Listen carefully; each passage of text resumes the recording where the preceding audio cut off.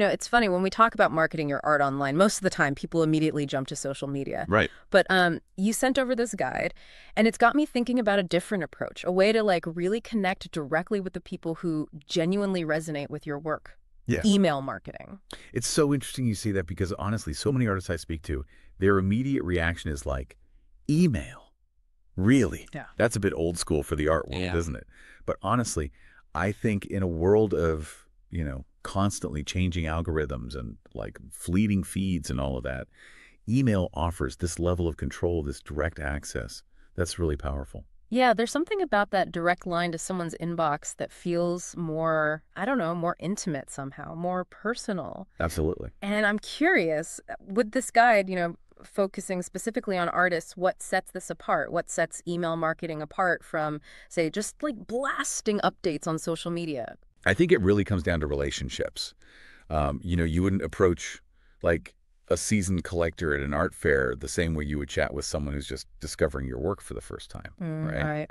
And email gives you that same ability to like tailor your message to different segments of your audience in a way that you just can't replicate on social media. Okay, yeah, I'm starting to see the appeal here. But I think one of the things that feels daunting for a lot of people, myself included, is like the idea of building an email list. It feels like a lot of work. Yeah. And this guide seems to really stress this idea of quality over quantity when it comes to subscribers.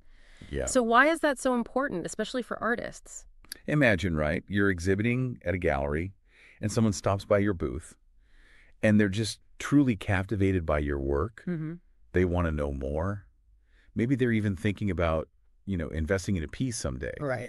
That's the kind of connection you want on your email list. People who are genuinely invested in you and your artistic journey. Right. They're not just there to quickly double tap or give you a follow and then disappear. Exactly. It's not just a fleeting like or a follow.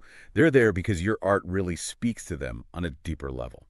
That makes a lot of sense. So it's less about casting this wide net and more about finding those people who are really going to connect. Yeah. So how do you actually do that? How do you build that kind of list? Well, it actually starts offline, believe it or not. Okay. In-person events, they're still like a gold mine for artists. Really? Oh, absolutely. Think about it. You're at an art fair. Yeah. You're surrounded by people who are already passionate about art. So that good old-fashioned sign-up sheet at your booth, that still holds weight. It does. But this guide encourages artists to think digitally, even in those offline spaces. So imagine you have a tablet at your booth, right? And it's playing this mesmerizing time lapse of your creative process. Okay. And then at the end, a message pops up. Want to see more behind the scenes magic? Join my email list. Oh, that's brilliant. You're taking that in-person connection and you're extending it. Exactly. This guide also talks about lead magnets, which honestly has always sounded a little jargony and intimidating to me. Yeah. It's really just a fancy way of saying offer something valuable in exchange for an email address. And I think for artists, this is where things can get really exciting because you have this very unique opportunity to create something truly irresistible to your ideal fan. Could you give me some examples? When we say irresistible, what are we talking about? What kind of goodies? Okay, so let's say you're a painter known for your vibrant landscapes. You could offer a downloadable high-resolution image of your latest masterpiece that people could use as a digital background. Oh, nice. Or maybe you're a sculptor, and you could offer a behind-the-scenes video tour of your studio showing how you transform these raw materials into these breathtaking pieces of art. Okay, now those are lead magnets I can get behind. Those are so tangible. Right. And so specific to the artist's work. I love that. But I feel like we'd be remiss if we didn't talk about social media because it feels like that's, The elephant in the room. It's like you're constantly told that that's the be-all and end-all of marketing, especially these days. Oh, absolutely. And social media definitely has its place, but this guide, it encourages artists to think of it more as a bridge to their email list, not the final destination. Oh, interesting. Okay. So having that really simple, clear link to your sign-up form right there in your bio, that can work wonders. It's about leading them to that more personal space. Exactly. Don't underestimate the power of giving your social media audience just a little taste of what they'll get if they subscribe to your email list. So tease upcoming content, offer exclusive snippets of your creative process, or even do a Q&A session specifically for your email subscribers. I love that. Oh, the possibilities. So let's say we've successfully, lured these like interested art enthusiasts to our email list. Now we have to deal with the technical side of things. And I think for a lot of artists, that can feel really overwhelming. Totally. Like, what platform do you use? Oh my gosh. So many choices. Yeah, and they all have their pros and cons. Right, and it feels like a whole other art form. Right. But the good news is that this guide actually dives into some very budget-friendly options. Okay, good. Perfect for artists who are just starting out. Music to my ears. Okay, so let's talk specifics. What platforms are we looking at here? So a lot of people are probably familiar with MailChimp. Their free plan is actually a great starting point, especially for artists who maybe have smaller lists. You can send a decent volume of emails each month, but, as your list grows, you might kind of, hit some of those limitations in terms of features. Yeah, it's like a good way to get your feet wet without having to, break the bank. Exactly. Right. Break the bank, right. What about if you're ready for something with a few more bells and whistles right out of the gate? Well, if you're looking for more features on that free plan, MailerLite is a really popular option. And with them, you'll get things like landing pages and automation, which could be super helpful as you start to kind of build out like more, sophisticated email sequences. But there's always a trade-off, right? Like always a trade-off. There's no like perfect solution. Exactly. And with MailerLite, you might find that the free plan limits you a little bit in terms of like customizing the design of your emails, which, if branding is super important to you, that might be something to consider. Okay, good to know. Another one that the guide mentions is Brevo, which you might know as Sendinblue, their old name. Okay, yeah, I've heard that name. What's their specialty? I think their free plan's really great if you see yourself sending out emails pretty frequently, even if you have a smaller list. Again, similar to MailerLite, you are going to run into some restrictions on customization. So it seems like, finding the right platform is kind of this balancing act. Yeah. Features, budget, your needs as an artist. Yeah, and I think this guide is really just meant to be like a starting point because there are a ton of other options out there. The best one for you is going to depend on your budget, like you said, your comfort level with technology. How do you actually envision email fitting into your like overall marketing strategy? Yeah, it's almost like choosing the right brush for a painting, right? Yeah. Like it depends on the effect you're going for. I love that analogy. That's a good one. Yeah. And speaking of creating the right effect, I kind of want to dive into the fun part, which is like now we've got this list, right? Yeah. How do we create emails that actually capture the essence of your art? Yes. And make people want to open them? So we're really talking about like treating our emails like these mini art exhibitions, right? With these behind the scenes peeks and curated narratives. Yeah. I'm curious, like, what are some of the strategies or specific things that this guide recommends for crafting content that really stands out? I think it's about, what makes the creative process fascinating to you when you see it with other artists. Like you love those, what are they called? Those like making of documentaries. Oh, yeah, yeah. And they don't just show you the final product, right? Right. They show you like the challenges, the breakthroughs, the moments of doubt, the inspiration. Like those are the things that make you connect with the art on a different level. It's true. It humanizes the artist so much. Yeah, exactly. And then you connect with the art more because you're like, oh, I see the struggle there. Exactly. Yeah. It's not just this like magical thing that appeared. Right. So like imagine you're, a sculptor working on this new piece. Instead of just sending an email when it's done, share a series of photos or even a short like time-lapse video showing how this piece is actually taking shape. Mm-hmm. Talk about the materials that you're using, the techniques that you're experimenting with, maybe even the frustrations you're having along the way. Yeah, I love that because it's like you're turning your email into a journey. It's not just the destination. Exactly. It's not just, here's the thing. Right. It's come along with me. Yes. Oh my gosh, I love that. And then the guide also talks about sharing your inspiration. Yes. So like, what's the thinking behind that? Well, I think a lot of times we can art doesn't exist in a vacuum, right? Like we're all inspired by things. Totally. The music we listen to, the books we read, the places we go. You can kind of see it sometimes in the work, but you don't know. Exactly. So sharing those influences with your audience gives them a much deeper understanding of where your art came from. It's like giving them the soundtrack. Yes. Like if your art had a soundtrack, what would be on it? So let's say you're, a painter who like draws a lot of inspiration from nature. Mm-hmm. don't just share the final landscapes, right? Like share photos of the actual places that you're visiting, the textures that are catching your eye, the play of light and shadow that's inspiring you to choose certain colors. That just adds a whole other dimension. Yeah, it makes it so much more personal. It does. And again, it goes back to that connection, right? Like that's something that I feel like, with social media, everyone's always trying to like replicate that feeling. Totally. Yeah.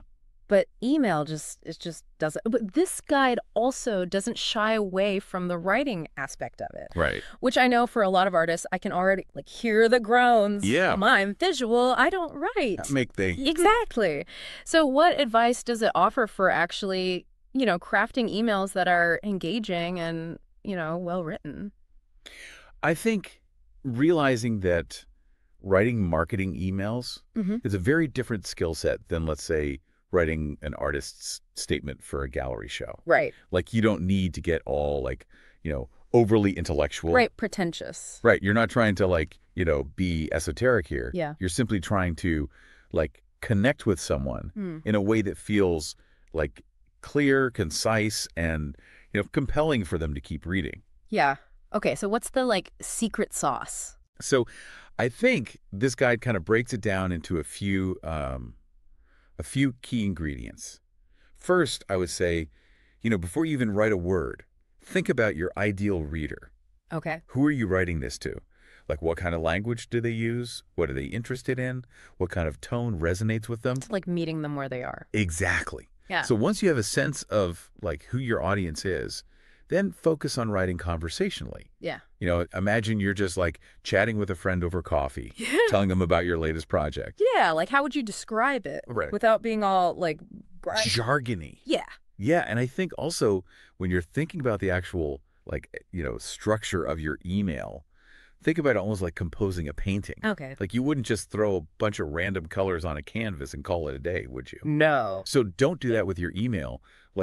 Use headings, use subheadings, bullet points, white space to make it easy on the eye. You're guiding the reader's eye just like you would somebody looking at your art. And I think also just don't be afraid to inject a little bit of your personality in there. Yes. Share an anecdote, crack a joke, let people see the human behind the art. Yes. Oh my gosh, because so many artists I know, they have the best personalities. I know. And sometimes that doesn't always translate. Right. Especially online. So finding ways to let that come through. Yeah. Don't be afraid to be yourself. Okay, so now let's talk about that all-important first impression, which is the subject line. Ugh, yes. The subject line. I feel like this is where people get really in their heads. It's true, because it's you spend all this time crafting this amazing email, but if nobody opens it, it doesn't matter. It's all for nothing. It's a tree falling in the woods. Exactly. So how do you create subject lines that are, are they compelling? Are they not too clickbaity? What's the line? Yeah, I think this guide emphasizes being really specific and benefit driven. Yeah. So instead of generic new artwork. Yeah. Check out my website. Right. Try something like unveiling the sculpture that almost broke me. Oh, okay. Or the story behind my latest masterpiece. Okay. I like these. Yeah. Because they're they pique my interest, but they're not they're not spammy. Yeah, they're not you're going to make $1 million if you open this email. This is the secret. Yeah, exactly. And then I think also don't underestimate the power of personalization, even in your subject line. Yeah. So if someone on your list is really drawn to I don't know, landscapes, try a subject line just finished a painting that reminded me of you. Oh. Right, it's almost like you're speaking directly to them. Oh my gosh, I know I would open that email. So good. Okay, so you get them to open the email. Now, how do you keep them from hitting that delete button before they even get to the end? Right, you got to keep them engaged. So it's really about finding that balance, right? Yeah. Between sharing enough to be engaging, but not so much that people are ugh, I don't have time to read this whole novel right now. Totally. Nobody wants a novel in their inbox. Oh, okay, we've covered a lot of ground. We talked about how to craft really compelling content, how to actually write engaging copy, even if you don't consider yourself a writer. Yes. And how to make sure you're not running afoul of the the spam police. Right, on legal All stuff. the legal stuff. But now I want to talk about like the ultimate goal of all of this, which is turning those subscribers into patrons, into buyers. Yes. How can artists effectively use email to drive sales Mhm. without feeling like, without being like that person who's constantly like, buy my art, buy my art, buy my art. Right, because nobody likes to feel sold to all the time. Right. It's so off-putting. Yeah. So what's the secret? Well, this guide really stresses that, again, it goes back to relationships. People are more likely to invest in art when they feel a connection to the artist and their story. So it's about like building that relationship. It's not just a transaction. Exactly. Email gives you this space to nurture those relationships over time. Share your creative journey authentically, offer insights into your process, celebrate the stories behind your artwork. It's like making people feel like they're a part of something, Yeah. like part of a community. Exactly.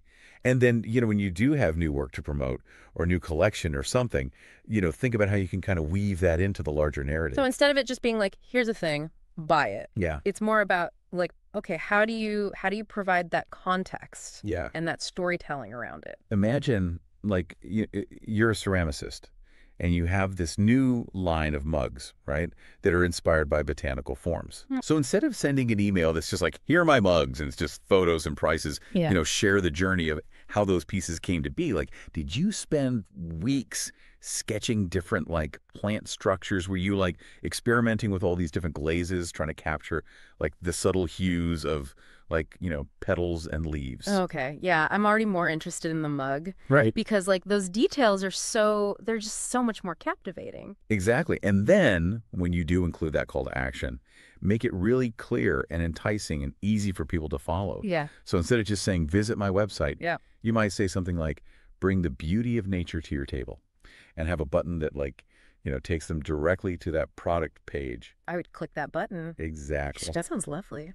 And, I think also we were kind of talking about this earlier, but don't underestimate the power of like a little bit of scarcity or urgency. Oh, yeah. Like if you have a limited edition print or a piece that's only available for a short amount of time, Right. like let your email subscribers know that. A little FOMO goes a long way. It really does. And speaking of things that can kind of like, tip the scales in your favor, I think, social proof in the art world especially, testimonials, reviews, they can be really, really influential. Yeah, because it's such it's such a personal thing, buying art. Yeah. Like you're bringing this piece into your home. It says something about you. Totally. And so you want to know that other people have also like invested in this artist and they've enjoyed the work. And, it's not just you taking a gamble. Right, exactly. So share like, glowing reviews from collectors. Maybe you feature a client story in your newsletter. You could even do like a collector spotlight series where you're interviewing people who like collect your work and love it. And what does it mean to them? Ooh, I love that idea. Like that's so good because it just brings in that human element, which I think can be missing sometimes from like the online art world. Yeah, exactly. And then, last but not least, just from a very practical standpoint, make that checkout process as smooth and as secure as possible. Oh my gosh, yes. Because there's nothing more frustrating than like, you're finally ready to buy something. You've been eyeing this piece and then you get to the website and it's like, just Something 95. yeah. Or like the checkout button doesn't work and you're just like, ugh, forget it. I'll just go buy a sweater. Exactly. It's like you've done all this hard work. Don't let the technical stuff trip you up at the last minute. Right. So invest in a good website, make sure it's user-friendly, offer multiple payment options, and, just be really clear about your like shipping policies and things like that. Yeah, remove all the barriers. Exactly. Make it easy for people to support you. Okay, so we've talked this whole time about, email marketing as this way to build relationships, to nurture trust, and then to ultimately, hopefully drive some sales. Mm-hmm. But how do you actually know if all this hard work is working? Right. Because you can't just like throw emails out there into the void and hope for the best. You have to like see what's landing. Exactly. Yeah. So this is where the data comes in, right? Data is our friend. Data is our friend. Okay. Yes, absolutely. This guide really stresses the importance of like tracking your results, because that's how you know what's working, what's not.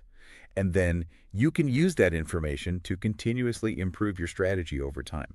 So it's not just like a set it and forget it thing. It's like you actually have to look at the numbers and be like, It's a process. Okay. It's a journey. so like, what are we looking at here? What is the data telling us? So You want to familiarize yourself with like some of the key metrics, and those are things like open rates. Click-through rates and conversion rates. So break those down for me. Like what are we looking for there? So an open rate tells you what percentage of people are actually opening your emails. So it's a good measure of like how compelling are your subject lines. Okay. A click-through rate measures how many people are clicking the links within your email. So that tells you about, the quality of your content. Are you using like good calls to action? Okay. And then conversion rates. That's the big one. That's the moneymaker. That's the moneymaker. So that tells you how many people are actually, making a purchase or signing up for your workshop or, whatever that desired action is. Right. And I imagine like the more data you collect, the more you can kind of start to see those patterns. Totally. And it also allows you to like experiment because there's no, email marketing is not an exact science. Right. It's all about trying things out. It really is. So play around with like sending your emails on different days or times, experiment with different like, subject line formulas. You can even do what's called like A/B testing, where you send out 2 different versions of an email and you see which one performs better. So it's almost like we're treating this like email marketing, like you would approach your art. A little bit. Yeah, like you're experimenting, you're seeing what works, you're trying new things. Exactly. Yeah. And I think that's a really like, I don't know, it's a healthier way to approach it because so often we get caught up in like, what's the right way to do this? And the truth is, the right way is what works for you and what works for your audience. It's about finding your voice, which, as artists, that's what we do, right? Exactly. This has been amazing. I feel like I personally feel so much more, I don't know, informed and empowered to like tackle email marketing. Oh, good. I'm so glad. So as a final thought for our listeners, for those artists who are out there who are maybe feeling a little bit daunted by this whole thing, what would you say to them? Like, what would be your parting words of wisdom as they embark on this journey? Don't be afraid to experiment. Don't be afraid to be yourself. And most importantly, just like, don't underestimate the power of building real human connections, even through something as like, seemingly, I don't know, not human as email. I love that. Beautifully said. And on that note, we've reached the end of our deep dive into the world of email marketing for artists. We hope you've gained some valuable insights and you're feeling inspired to take your email strategy to new heights. Until next time, happy emailing.